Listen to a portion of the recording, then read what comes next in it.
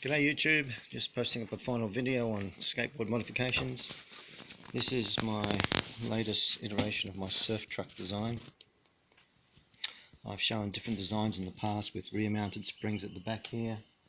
I've shown designs with different sort of retaining plates at the front here for mounting the springs. In this design I've got some retaining bolts and plates that the springs mount to.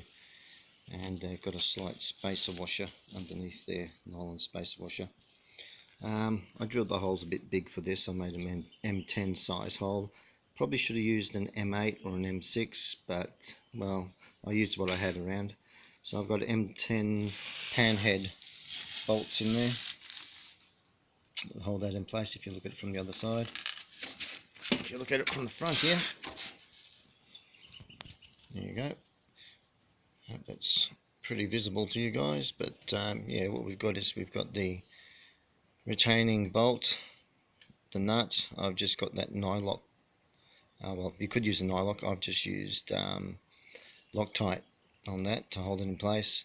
A small plate made up. You could use a washer with a hole in it to retain the spring, and just a spacer washer down there as well. That's going through a 100mm long spring, 2.5mm diameter, and a width of 15mm. Mounted through the axle there.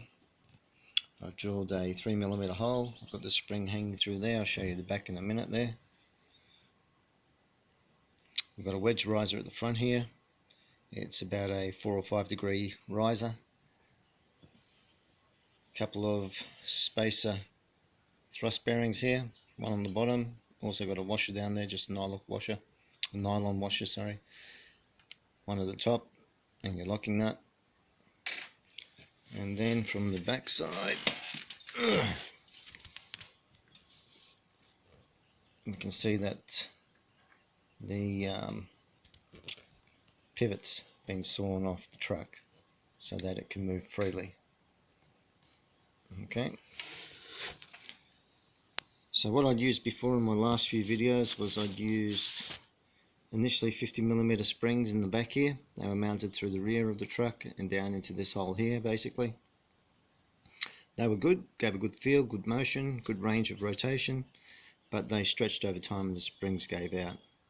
Next try was a 80mm spring, actually a 70mm spring, and that was mounted again through the front of the truck and onto a plate, an adapter plate at the front here.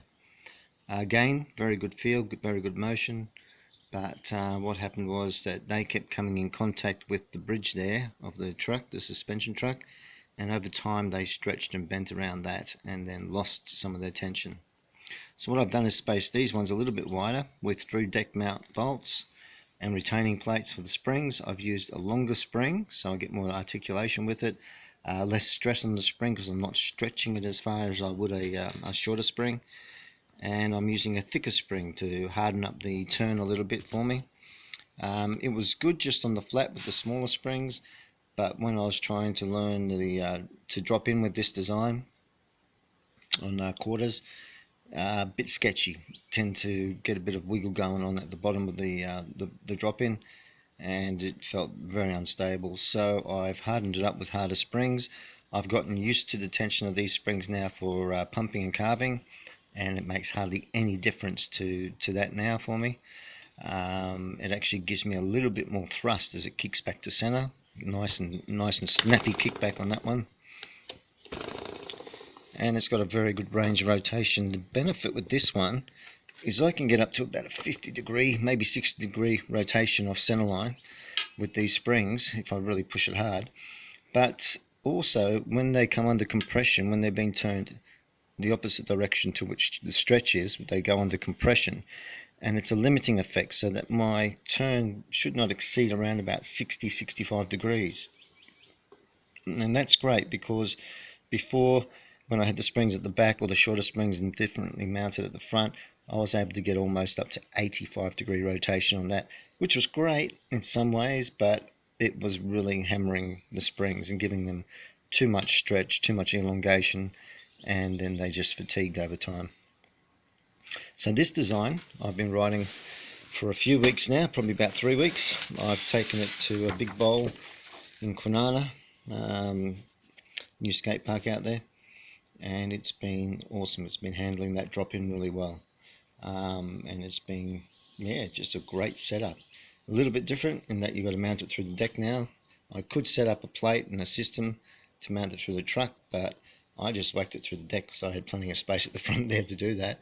The tension and the strain on the deck doesn't seem to be affecting it in any way whatsoever. There's plenty of surface area with the cup head bolts here, so it's got a good grip in the deck there, and that's holding up really well.